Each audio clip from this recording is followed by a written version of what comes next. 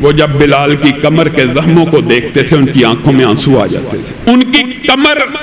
ایسے تھی جیسے کوئی ڈھانچہ ہو، ایک ایک ہڈی جل جل کے پیچھے سے نظر آتی تھی کہ انسان انگلیوں سے ان کی تعداد کو گن لے، ایک ایک ہڈی نظر آتی تھی۔ نے اسلام کیوں قبول کیا؟ اس کو مارو۔ لڑکے سارا دن مارتے پیٹتے، اس کا غصہ ٹھنڈا نہ ہوتا، گرم تپتی ہوئی ریت کے اوپر لٹا دیتا، بعض روایات کے اندر لوہے کی زرہ صحرا میں رکھتا، صحرا میں اچھی طرح سورج میں تپ جاتی، اس کے اوپر حضرت بلال کو لٹاتا، گوشت اس زرہ کے ساتھ چمٹ جاتا۔ صحابہ بیان کرتے ہیں کہ ابتدائی اسلام میں، بالکل ابتدا کی بات کرتا ہوں، 7 افراد جن میں اسلام قبول کیا، جنہوں نے 7 افراد میں، ان میں حضرت محمد رسول اللہ صلی اللہ علیہ وسلم کے اوپر بھی آزمائشیں آئیں، تکلیفیں آئیں، طائف کی وادی میں گئے، انشاءاللہ ان واقعات کو تفصیل سے رکھیں گے۔ لیکن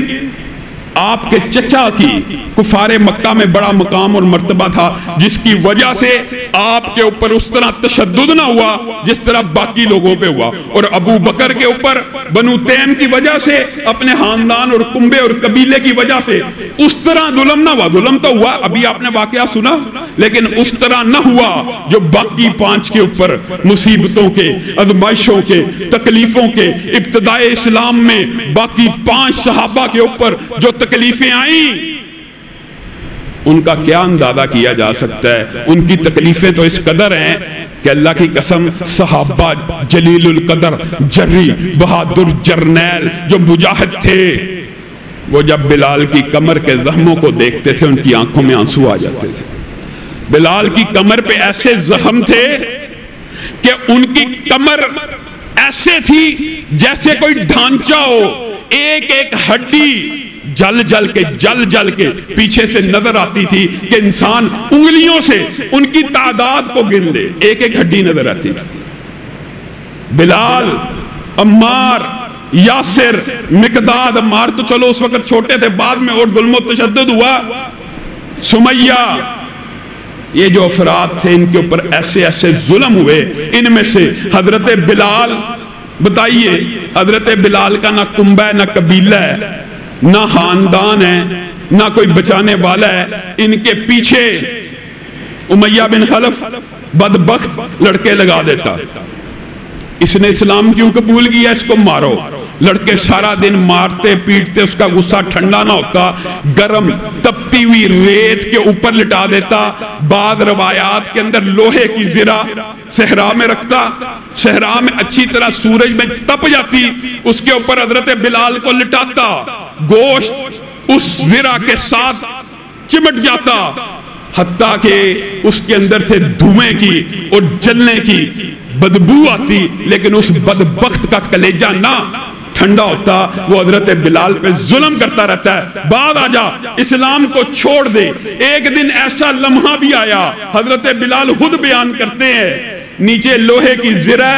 گرم آگ تپتی ہوئی، بہت کہتے تھے وہ زرہ میرے گوشت کو، میرے خون کو چوس چوس کے ٹھنڈی ہو جاتی تھی۔ آج بدبخت نے ایسا ظلم کیا، احسب الناس ان یترکوا ان یقولوا آمنا وہم لا یفتنون۔ تم کیا سمجھتے ہو اسلام کو قبول کر لیا اور اس کے بعد ذرا سی بیماری آئی ڈر گئے، ذرا سی مصیبت آئی ڈر گئے، ذرا سی پریشانی آئی اسلام کے اوپر شک کرنا شروع کر دیا، ذرا سے حالات برے ہوئے دل میں شیطان نے وسوسہ ڈال دیا، رب کے بارے میں مغالطہ ڈالنا شروع کر دیا۔ بلال کو انہیں کہتے ہیں ایک طرف لوہے کی زرہ ہے، دوسری طرف بدبخت نے ایک بہت بڑا پتھر صحرا میں صحیح گرمی کی شدت سے شدید گرم میرے سینے کے اوپر رکھ دیا اور اس کے اوپر زور ڈالنے لگا۔ اس دن میں نے سوچا آج میں مر ہی جاؤں لیکن اسلام کو نہیں چھوڑوں گا۔ اس دن اس نے ظلم و تشدد کی انتہا کر دی، کہنے لگا بلال آج اسلام کو چھوڑ دے۔ کہا اس وقت میں پتہ نہیں اللہ نے میری کیسی مدد کی، میں نے کہا احد احد، اللہ تو ایک ہے، اللہ تو ایک ہے کہتا گیا، اور اس کا کلیجہ آہستہ آہستہ ٹھنڈا ہوتا گیا، اس کے اوپر میری ہیبت طاری ہوگی، وہ پیچھے ہٹا۔ یہی وہ دن تھا یا اس کے بعد کے کچھ ایام روایات میں آتے ہیں حضرت ابو بکر نے بلال کے اوپر اس طرح کا تشدد دیکھا، ان کی آنکھوں میں پانی آ گیا، انہوں نے کہا امیہ کیا کرتا ہے، وہ کتنا تو ظالم ہے، ایک مظلوم ہے، نہ اس کے خاندان والے یہاں ہیں نہ اس کے رشتہ دار یہاں ہیں، تو اس کو مار ہی دینا چاہتا ہے، میرے سے ایک حبشی غلام تگڑا تندرست لے لے، 40 اوقیہ سونا لے لے، اس کو آزاد کر دے۔ امیہ بن خلف اس کے دل میں لالچ آ گیا، یہ کمزور سا غلام، اس کے بدلے میں ایک طاقتور غلام، 40 اوقیہ سونا، بارگیننگ، ٹریڈنگ، لالچ میں آیا۔ حضرت بلال کو ابو بکر آزاد کروا کے لے آئے، اور حضرت عمر کہتے تھے، اللہ کی قسم بلال آتے تھے، حضرت عمر ان کے استقبال کے لیے کھڑے ہو جاتے تھے، کہتے تھے میرا سید آ گیا، مسلمانوں کا سردار آ گیا، مسلمانوں کا سر کا تاج آ گیا، یہ ہمارا سید ہے، یہ بلال ہمارا سردار ہے۔ جائے امریکہ کے اندر ایک کالے کی موت کے اوپر جو احتجاجات ہو رہے ہیں، انہوں نے اسلام کے اگر اس سنہری اصول کو پڑھا ہوتا،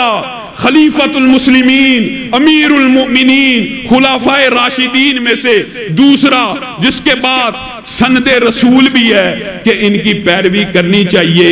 وہ بلال آ رہا ہے تو اس کو کیا کہہ رہا ہے، میرا سردار ہے، میرا سید ہے، مسلمانوں کا سردار ہے، اور صرف یہی میرا سردار نہیں، اس کو آزاد کرانے والا ابو بکر بھی میرا سردار ہے، ابو بکر بھی مسلمانوں کا سردار ہے۔ ابو بکر کے والد نے کہا کیا کرتے ہو ابو بکر، کمزوروں کو آزاد کراتے ہو، یہ تجھے کیا فائدہ دے گا، کسی طاقتور کو آزاد کراتے تیرے کام آتا، تیری تجارت میں حصہ بنتا۔ فَأَمَّا مَنْ آتَى وَاتَّقَى وَصَدَّقَ بِالْحُسْنَى فَسَنُيَسِّرُهُ لِلْيُسْرَى، ان کے والد کے یہ الفاظ اللہ نے آسمان پہ سنے اور آسمان سے آیتوں کو نازل کرنا شروع کر دیا۔ ابو بکر نے یہ جواب دیا اپنے والد کو، بابا یہ میں نے اپنی تجارت کے لیے آزاد نہیں کیا، یہ ٹریڈنگ تو، یہ تجارت تو میں نے اللہ کے ساتھ کر لی ہے۔